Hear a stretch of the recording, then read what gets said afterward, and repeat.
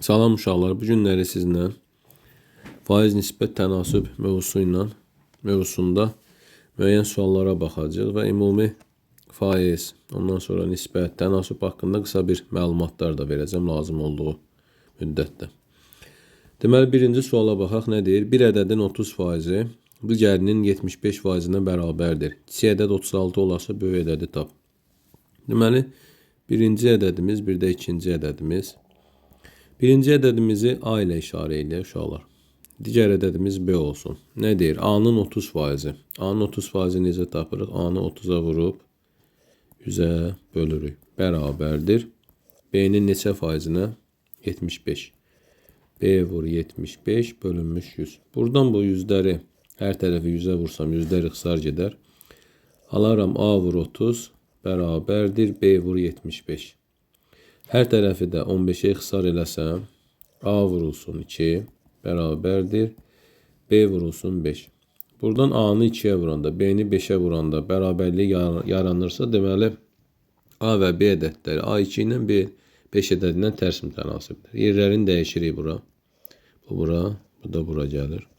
Yəni A-nı götürürük 5K, B-ni götürürük 2K. İndi bizim kiçik ədədimiz 36'dır. Kiçik ədəd hansıdır? B-dir, yəni 2K-dır. Buradan 2K-mız 36 və K-nı 18 almış oluruq. Böyük ədədimizi tapmaq üçün 5-i vururuq K-ya, yəni 18-ə alırıq 90. Bu da olur cavabımız. Deməli, burada olacaq C variantı. Bu belə. Deməli, növbəti suala baxaq. Nə deyir? Bir sahədə çayı 5 adam 34 günə yığarsa, 10 nəfər neçə günə yığar? Deməli, burada adamların sayı 5 adam neçə günə yığır? 34 günə yığır. 10 nəfər neçə günə yığar? Bunlara baxırıq. Adamların sayı artdıqca günlərin sayı təbii ki azalacaq. Deməli, bunlar tərs mütənasibdir. Tərs mütənasibdirsə, onda burada düzünə vuracaq bunları. Yəni 10 vurulsun x bərabər olacaq nəyə? 5 vur 34'ə. Buradan da x-ə neçə almış oluruq? 10, 170 alınır. 10 da ona böləndə 17. Elə fikir versək bura, günlərin sayı ilə adamların sayı tərs mütənasibdir. Adamların sayı 2 dəfə artıbsa, deməli günlərin sayı 2 dəfə neyniyəcək? Azalacaq. Yəni 34'dən düşəcək 17 günə. Aydın oldu mu? Yəni 2 dənə kəmiyyət bir-birindən tərs mütənasibdirsə, onda A1 tutaq ki, bölünsün A2, digər nisbətləri tərs mütənasib yazacaq. Yəni 5 bölünsün 10 bərabərdir nəyə? X bölünmüş 34'ə. Növbəti suala baxaq. Deyir, x bölünsün 4 ifadəsi x-in neçə faizini təşkil edir? Ümumiyyətlə, bir ədəd digər ədədin neçə faizidir və yaxud da ki, neçə faizidir? Onu tapmaq üçün A, B-nin neçə faizidir? A-nı B-yə bölüb neynirik? 100%-ə vururuq. Elə deyil. Bu misalda da neyniyəcək uşaqlar? Deməli, x bölünmüş 4'ü böləcəm x-a, vuracam 100%-ə. Buradan da bu 4'də 1'dir. Yəni 4'də 1 x bölünsün x. Yaxud da ki, adi qaydada x bölünsün 4'ü x-a böləndə onun tərsinə vurulacaq. Yəni 1 bölü x-a vurulur. O da vurulur 100'ə. Buradan x-lar gedir. 100'ü də 4'ə böləndə 25 eləyir cavab. C variantı. Deməli, 4-cü misala baxaq. Nə deyir? Satıcı 8 limonu aldığı məbləğə 5 limon satarsa, bu ticarətdə neçə faiz gəlir əldə edər? Cümlə biraz yaxşı oxunmadı, amma deməli, mahiyyəti nədən ibarətdir? Deməli, 8 limona bu müəyyən qədər pul ödəyir. Tutaq ki, bunu istədiyimiz bir rəqəm götürək. Birinci başa düşək, ondan sonra tutaq ki, 40 manat. 8 limona 40 manat pul verib bu. Biraz çox oldu. Eyb yox. 8 dənə limon olsun, 40 manat pul verdi. Onda bir dənə limonumuzun qiyməti nəyə bərabər olacaq? 40 bölünsün 8, 5 manat. Deməli 1 limonu 5 manata alıb. İndi nə deyir? Bu 8 limona bu nə qədər pul vermişdi, xərclənmişdi? 40 manat. İndi bu 5 satanda isə 5 limonu 40 manata satır. 5 limonu satanda, satış eləyəndə 40 manata satırsa, onda 1 limonu aydın məsələ ki 40 bölünmüş 5 8 manatdan satır.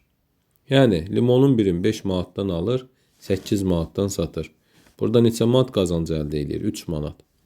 3 də ilkin qiymətin, yəni aldığı qiymətin neçə faizdir onu tapırıq. 3 bölünsün 5 vurulsun 100%. O deyilir 60%. Və yaxud da ki, başqa necə yaza bilərdik? 5 manata alıram, 8 manata satıram. 5 manata aldım, bu 100%. İlkin qiymət hər zaman 100% qəbul olunur. 8 manata satıramsa, bu olsun x%. Buradan x-i tapıram. Neçə eləyir? 8-i 100-ə vurub 5-ə böləcəm. Eləcə 160. Deməli, 100%-dən 160-a qalxmışıq. Deməli, 60% gəlirimiz var. O variantı. Deməli, növbəti suala baxaq. Tənasübdən x-i tapır soruşun. Asan sualdır. Yəqin ki, bu çarpaz vurma qaydasını hamı bilir. Yəni, 7-də 3 bərabərdir. 12 bölünmüş. 5x üzərinə gəlsin 8. Burada bu 3-dən 12-ni ixtisar eləyə bilərik. Sadəcə hər kəs başa düşsün deyə ixtisar eləmirəm. Bunu 3 vurulsun.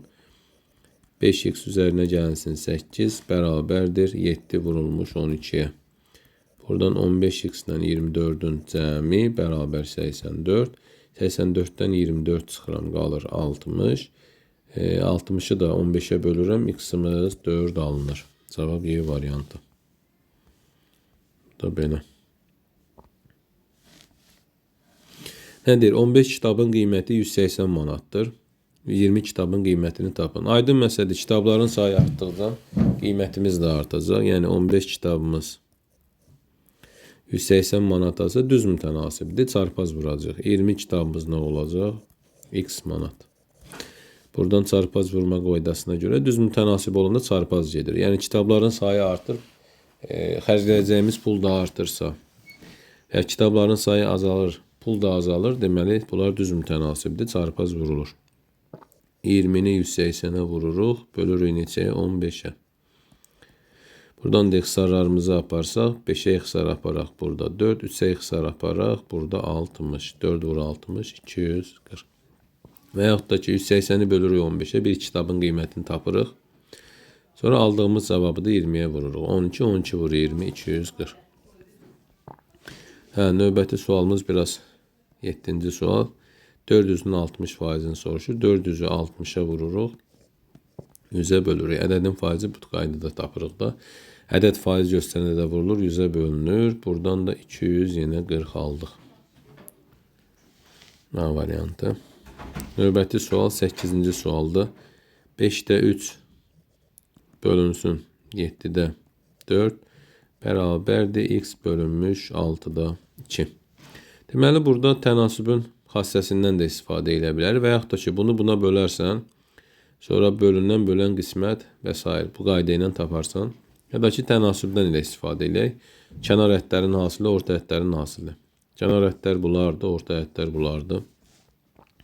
Nə yazaq? 7-də 4 vurulsun x bərabərdir 5-də 3 vurulsun 6-da 2-yə. Buradan da elə x-i tapaq birbaşa. Bu aldığımız cavab, yəni 7-də 4x bərabərdir. Bunlar ixtisar geçsin burada. Burada 1, burada 2. Bu 2 ilə də bu 2 geçsin. Bura 1 elədi. Burada da 5-də 1 qaldı. Deməli, x də bərabər olsun. 5-də 1-i 7-də 4-ə böləcəm. Bölmək tərs vurma deməkdir. Tərsinə vururam 4-də 7-yə. Bu da eləyir 20-də 7. Cavab D variantı. 8-də 7. Deyir, hansı ədədin 30%-i 36-ya bərabərdir? Hansı ədəd dediyinə görə həm nə dedi? Biz x qəbul eləyək. Bu x ədəddir. Onun 30%-i nəyə bərabər olur? 36-ya. Yəni, belə faizin qaydasından istifadə edərək belə tapa bilərik. Daha doğrusu, tərifindən x-i 30-a vurub 100-ə böləndə neçə almış oluruq? 36. Aydındır. Buradan x-i taparıq və yaxud da ki, Yəni 36 vur 100 bölünsün 30 və ya tənasübdən buradan x-i tapaq elə x bərabər olur 36 vur 100-ə bölünsün 30-a. Bu sıfırdan bu sıfırı burada 1, burada 12 cavab 120. Və yaxud da ki ədədimiz x olsun. Həmin o ədəd özü neçə faiz qəbul eləyəcək? 100%. Amma bizim əlimizdə olan onun 30%-dir. Faizin altına. 30%-i onun 36-dır. Buradan da tənasübün xassəsindən istifadə edərək x-i tapmış oluruq 120-yi. 10-cu sual da maraqlı sualdır. Deyir ki, düzbucaqlının bir düzbucaqlımız var. 10-cu sual. Burası A olsun, burası B olsun. Deyir ki, düzbucağının oturacağını 20% azaltsaq. Yəni, buranı 20% azaldacaq. Enini isə 10% artırsaq. Deməli, düzbucaqlımız A və B tərəfləri olan bir düzbucaqlı idi. Sahəsi A vur B ilə tapılırdı. Artıq yeni bir düzbucaqlı çəkirik burada. Bu düzbucaqlının uzunluğunu 20% azaldırıq. Yəni, B idi əvvəl. B-ni 20% azaldırıq. Çünki B-dən B-nin 20%-ni çıxırıq. B vur 20 bölünsün 100. Bu da neçə edir uşaqlar? Bu da edir B çıxılsın 0.2B. Yəni 0.8 B-yə bərabər olur. 0.8 B. İndi A-nı tapaq. A neynir? A 10% artır. Burada şəkildə biraz yaxşı çəkməmişim, söz yox. A-nı 10% artırını, yəni A-nın üzərinə A-nın 10%-in gəlirik. A vur 10 bölünsün 100. Bu deyilir A üzərinə gəlinsin 0.1A. Bu da 1.1A eləyir. Bura 1.1A. Yeni düzbucaqlımın sayəsi nə qədər olacaq? 0.8-i 1.1-ə vuracaq. Aydındır. O da 11-i 88-ə vurub 100-ə bölək 0.88AB. Bu şəkildə. Bunu da tapdıq. Deməli, nə oldu? Birinci düzbucaqlının sahəsi A vur B idi. Yəni, A vurulsun B idi. Bu da neçə faiz idi? 100% idi. Yeni düzbucaqlı 0.88 AB-dir. Amma o bilmirəm neçə faiz x. Buradan AB-lərim gedir. Çarpaz vuraram, x bərabərdir. 100-ü 0.88-ə vuracam. Eləyəcək 88. Yəni, x-im 88%-dir.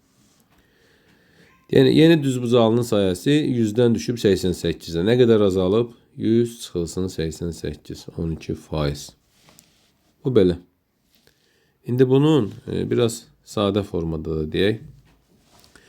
Bu düzbucaqlımızın enini və uzunluğunu hər hansı bir ədəd götürək.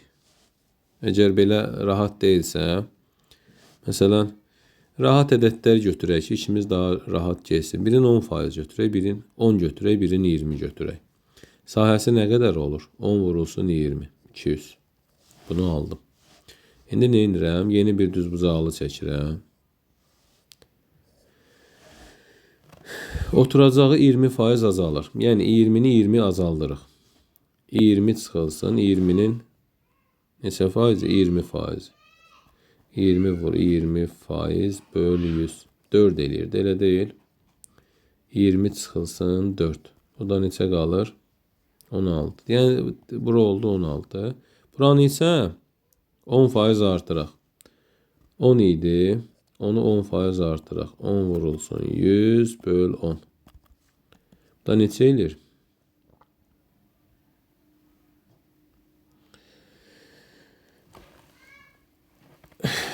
Deməli, yerlərini dəyişik yazdım. Bu 10'dur, bura 100'dür. Bu da 1 eləyirdi, elə deyil. 10 vur 10, 100 böl 101. 11. Bura oldu 11. Deməli, təzə düzbucaqlımın sayəsi nə qədər olacaq? 16 vur 11. Yəni 16-nı da 11-ə vuranda 1, 6, 7. 176. Deməli 200 idi, 100% idi. Elə deyil. 176 olub, x olub. Buradan x-i tapaq. 176-nı 2-yə bölürük. Yəni çarpaz vururuq. 100 vur 176 bölünsün 200. İxtisarlarımızı aparırıq. 1, 2. Burada 88. 88 aldıq. 100-dən də çıxırıq 88-i eləyir 12%. Azalma baş verib.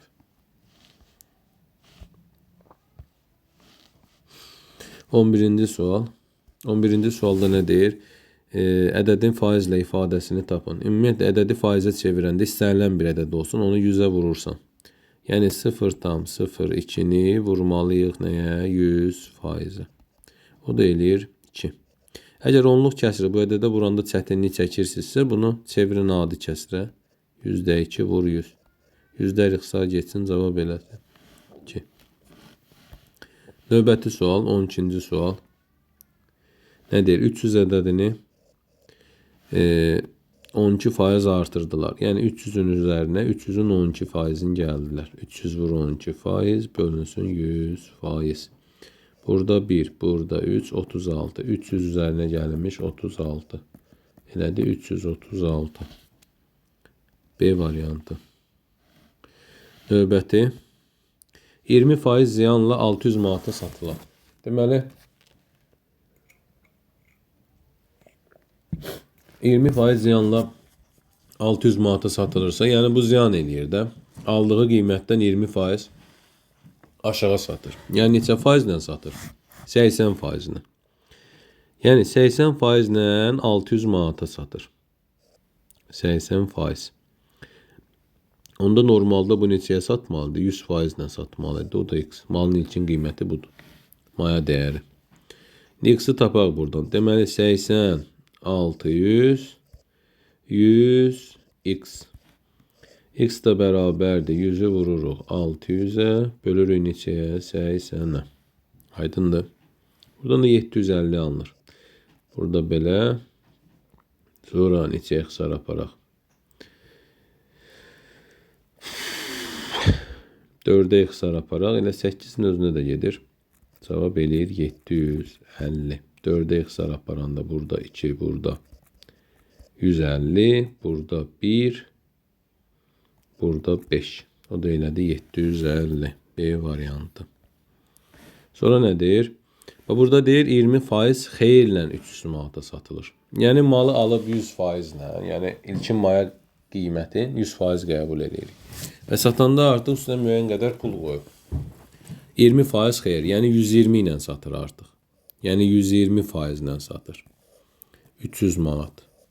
Yəni o malın 120%-i 300 manat eləyirsə, 100% maya dəyəridir, o da X-dir. X də olur 300 vurulsun 100 bölünsün 120. Belə ixtisar aparaq, bunlar da ixtisar geçsin. 3'ə ixtisar aparaq. Neçə düşsün burada? 4. Burada 100. 100'ü də. Mini də bölək 4'ə. Alaq 250. Növbəti 15-ci sual.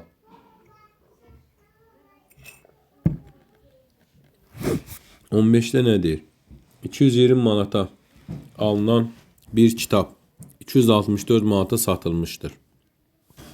Deməli, maya dəyəri 220 manatdır. Bunu qəbul edirik biz 100%-lə. Və bu neçəyə satılır? 264 manata. Bunu da X qəbul edirik. Burada birbaşa qazancı tapmaq üçün 264-dən 220 çıxıb onu da yaza bilərdi. Amma belə yazdım. Belə daha rahat. Hamının yadında qalır da. X'ı da tapmaq üçün nə edəcəyik? 264'ü vuracağıq 100'ə, böləcəyik 220. Bununla bu ixtisar geçsin. 264'lə də 20. Onunla da 22'ni ixtisar aparaq. Burada 5 düşsün. Burada neçə düşsün? 11. 264'də 11'ə bölünür də. Neçə düşür? 24. Bu da olur cavabımız. Deməli, X'i neçə aldıq? Görəsən 0'ın biri yaddan çıxmadı oradasa. Yox, bu satışda neçə faiz qazanc əldə olunub? 0'ın biri harasa getdi deyəsən. 264'ü alır. Neçəyə satır? 220'yə. Haradasa səhv elədik. Deməli 264'ü vururuq nəyə? 100'ə bölürük 264'ə. 264 vurulur 100'ə bölünür 3'ə. Burada 0, burada. Onunla da 22, 2'ye ixtisar getdi. 5, 11. Sonra burada səhv eləmiş. 205 yaddan çıxıb burada. 264'ü 11'ə bölək. 24. 24'ü də 5'ə vuraq. 120. Deməli 20% qazancımız var. 120 idi. 100%'dan da çıxdıq. 100% maya dəyəri idi. Olub 120. Atırıq o 100'ü. Qalır 20. C variantı. 16-cı sual 250. Ümumiyyətlə faizə də çevirəndə onu 100'ə bölürsən. Bu da neçə eləyir? 2,5.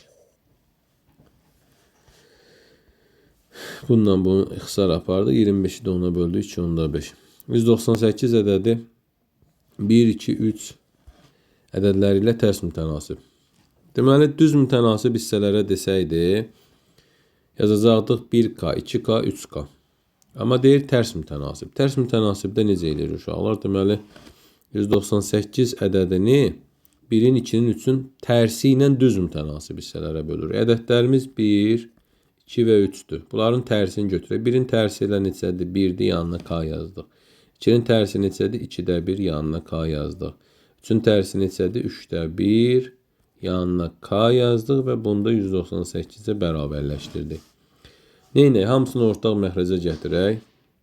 1'ə, bunun altında bir dənə 1 var da sanki. Bu 2'dir, bu 3'dür. Ortaq məxrəc 6'dır. Bunu 6'ya tamamlayaq. 6'da 6 K. Bunu 3'ə vuraq. 6'da 3 K. Bunu 2'yə vuraq. 6'da 2 K. Bərabər 198. Bu da eləsin. 6'da 9, 11 K. 198. K'mız da bərabər olsun. 198 vurulsun 11'də 6. Buradan da K'mız alınır neçə? K bərabərdir. 11 ilə 198 ixtisar gedir. Burada 18 vur 6. 60, o da 48, 108 alarıq. 108, tapdığımız 108. Bizim deməli K'mızdır. Birinci ədədimiz 1 vur K'dır. İkinci ədədimiz 2'də 1 K'dır. Üçüncü ədədimiz 3'də 1. Yəni 108 vur 1, 108. 108 vur 2'də 1, 54. 108 vur 3'də 1, 36. Bizə ən kiçiyi lazımdır, 36. Növbəti sual. Yəni, uşaqların sevdiyi bir məsələlərdir. Bu duz məsələləri.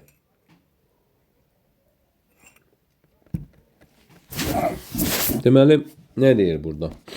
Deyir 20 kiloqram 15 faizli duz məhluluna nə qədər duz əlavə etmək lazımdır ki 20 faizli məhlul alınsın. Birinci soru, bunun mahiyyətini açaq. Nə deməkdir bu? 20 kiloqram məhluldur. 15 faizi duzdan ibarətdir. Deməli 20 kiloqram idi. Bu birinci qabımız. 20 kiloqram 15 faizli olsun. Burada neçə qram duzumuz olacaq bizim uşaqlar? 20'nin 15 faizi. Yəni 20 vur 15 bölünsün 100. Burada 1, burada 5. 3 kiloqram. 3 kiloqram duz var. Bax, yazdım bura. 20 kiloqramın 3 kiloqramı duzdur. Sonra ikinci bir məhlulumuz var.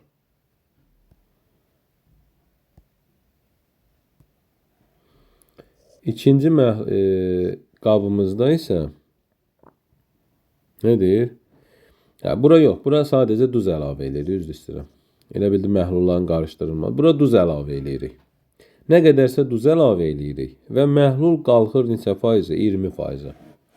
Bax, 20 kiloqram məhluldur.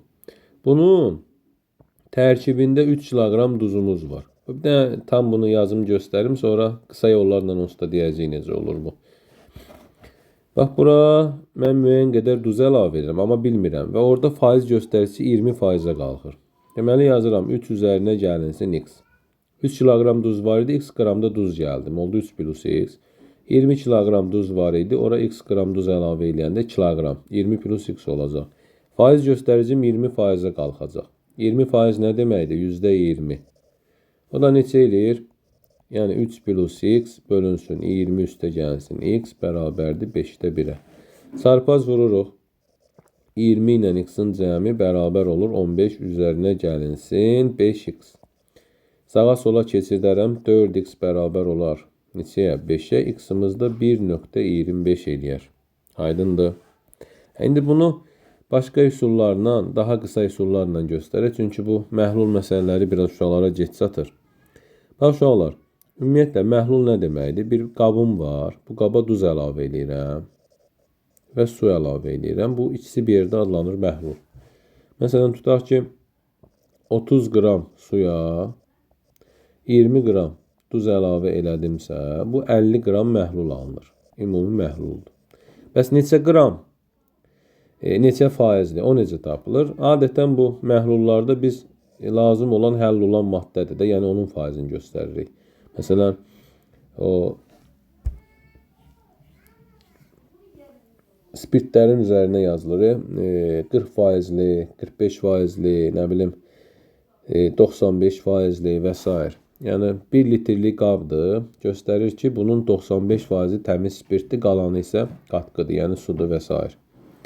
Bax, bu da həmən məsələdir. Bu 50 qram burada məhlul yarandı. Onun 20 qramı duzdursa, bu neçə faizli eləyir, onu necə tapırıq?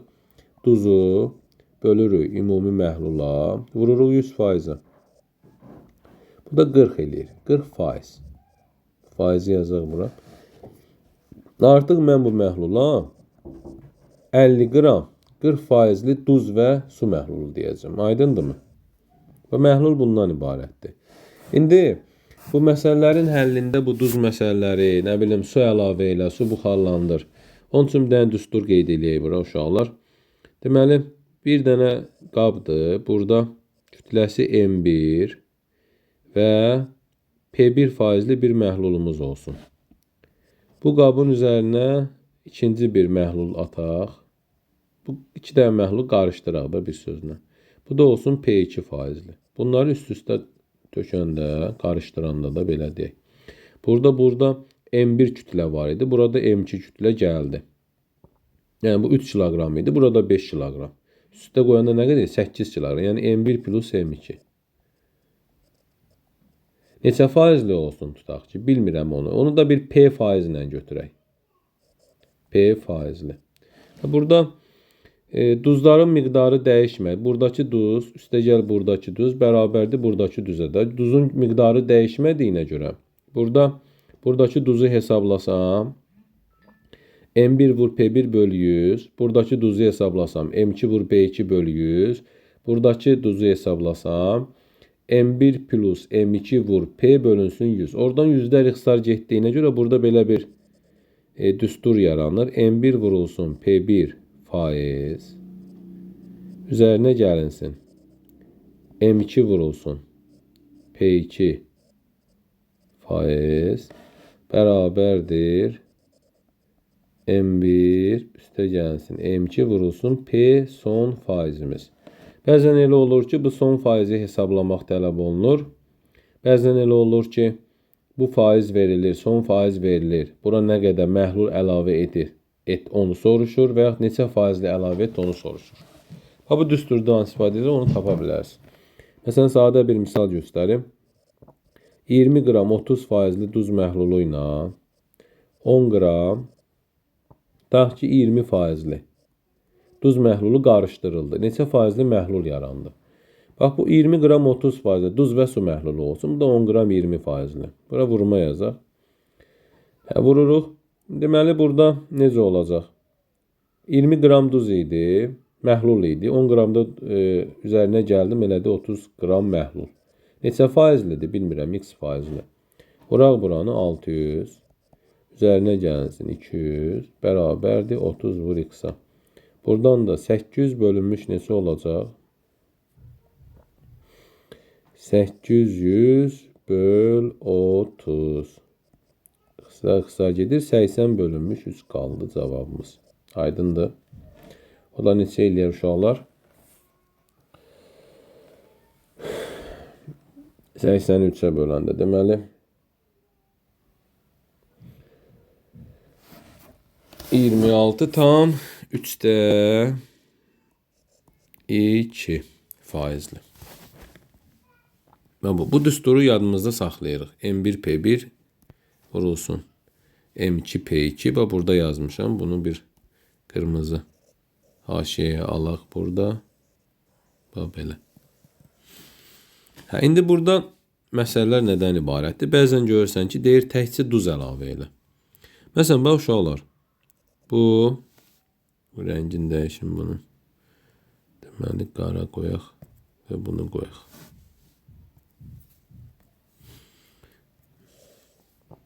Deyək ki, bir qabdır. Burada kütləsi, məsələn, M1 faizi P1 faiz olan bir məhlulumuz var. Bura duz əlavə edirəm. Təkcə duz əlavə edirəm. Soruşuram, neçə faizli məhlul əmələ gəldi? Birinci, bunu sırf riyazi qaydası ilə yazaq. Əslində, elə geçsiz daha yaxşıdır. Bax, deyək ki, bax, 20 qram 30 faizli duz məhlulum var. Bura duz və sudan ibarət. 20 qram 30 faizli məhluldur. Bura nə edirəm? 5 qram duz əlavə edirəm. Neçə faizli məhlul əmələ gələr soruşur. Burada duz əlavə edirsən, faiz göstərisi yuxarı qalxacaq, elə deyilmi? Əvvəlcə görək burada duz nə qədər idi əvvəl? 20-nin 30 faizi qədər. 20 vur 30 bölünsün 100. Neçə qram eləyir? 6 qram duz var. Bura biz 5 qramda duz əlavə eləyəndə artıq məhlulumuzun kütləsi artır olur nə qədər? 25. Duz nə qədər idi? 6 idi, 5-də artdı. Neçə elədi? 11. Və bunu nəyə vurmaq lazımdır? Faizə çevirəm də 100-ə vururam. Olur 25'də 11 vurulsun 100 faiz. 1 burada 4. Cavab elədi 44 faiz. İndi bunu tənbəl uşaqlar üçün nə edirik biz? Yenə hazır formaya salırıq. M1 vurulsun P1 faiz. Üzərinə gəlinsin artıq duz əlavə edirəm. Bax uşaqlar, duz əlavə elədimsə, burada artıq duz özü neçə faiz olmalıdır? Tamı tamlığına 100'dür də, elə deyil. Duzdur, ancaq duzdan ibarətdir. O neçə faiz qəbul eləyəcək onda? 100 faiz. Bərabərdir. Məhlulum M1 idi. Bura bir duz da əlavə olundu. O da vurulsun P faiz. Bayaq yazdığımız misal necə idi? 20 qram 30 faizli. 20 qram 30 faizli idi. Bura 5 qram duz əlavə etdim. Gəlin görək bunu düsturuna necə yazacağım? Yazacağım 20 vur 30. Üzərinə gəl. 5 qram duzdur. 5. Bu saf duzdan ibarətdir. 100 faizdir. Qaçışığı yoxdur ki. 5 vur 100. Bərabərdir. Kütlələri toplayaq. 20 idi, 5 də artdı. Neçə oldu? 25. Vurulsun neçə faiz? P faiz. 600, bu da 500. Neçə eləyir? 1100. Bərabərdir. 25 vurulsun. Nəyə? P faizə. 1100'ü də 25'ə. Neyniyək? Bölək. O da 4'ə vurub 100'ə böləcək də. Cavab eləyəcək. Deməli, bunu 4'ə vuranda 4400 100'ə böləndə 44. Cavab elədi 44. Yəni P'miz oldu 44 faiz. Aydın oldu uşaqlar. Bu da belə. Bunun duzu dedi, indi suyu da deyək də uşaqlar. Deməli, M1 kütləsi və P1 faizli bir nəyimiz var? Məhlulumuz var. Bura neyinirik? Su əlavə edirik. Uşaq, deməli, bura su əlavə eləyəndə o düsturumuz var idi. M1 P1. Üzərinə gəlsin M2 P2. Uşaq, həmin o M2 P2'də duz iştirak eləmədiyinə görə onun faizi sıfırdır. Elə deyil. Onda nəticə olaraq nə almış oluruq? M1 vurulsun P1. M2 vur 0. Ora 0 elədiyinə görə burada qalır M1 üstə gəlilsin M su. O da vurulsun. Neçə faiz? P faiz. Həmçinin burada su çıxa da bilərik. Su buxarlandıra da bilərik. Onda olacaq M1 vurulsun P1 faiz. Bərabərdir. M1 çıxılsın M su. Vurulsun P faizə. Buna aid də bir iki dənə nümunə göstərək. Məsələn, deyir, tutaq ki, 40 qram 20 faizli duz məhluludur. Bura deyir, neynə? 20 qram 10 qram gələk, ədədlərimiz sadə olsun. 10 qram su əlavə elə. Neçə faizli məhlul əmələ gələr? Necə tapaq? 40 qram idi, 10 qram bura su əlavə eləsəm, birinci burada nəyi tapaq? Burada 40 qram 20 faizlidirsə, burada 40 vurulsun 20 bölünsün 100. Yəni 8 qram nəyim var? Duzdan ibarətdir. İndi bura 10 qram su da əlavə edirəm. Və yeni məhlul əmələ gəlir. 10 qram 40 qram 20 faizli idi. Bura 10 qram su əlavə etdim. Məhlul nə qədər oldu? 50 qram. 50 qramın tərkibində neçə qram duz var? Duz əlavə eləməmişəm axı. Elə olduğu kimi qalıb. Su əlavə eləmişəm. 8 qram. Bu 8 neçə faizlidir? 8 böl 50 vur 100. Burada 1, burada 2. 16 faizə indi. Bax, gördük mü? Əslində bunu o düsturumuzla necə yaza bilərik? 40 qram 20 faizli idi. 10 qram su əlavə elətmişdik. Deməli yazıram 40 vurulsun 20 faiz bərabərdir 40 üstə gəlinsin 10 vurulsun P faiz. Bu neçə eləyir? 800. Bu eləyir 50 vurulsun P faiz. Bundan bu ixtisar gedir. 80-i də 5-ə bölürəm. P faiz alınır 16. Su buxarlandırmasına baxaq. Tutaq ki deyir 55 qram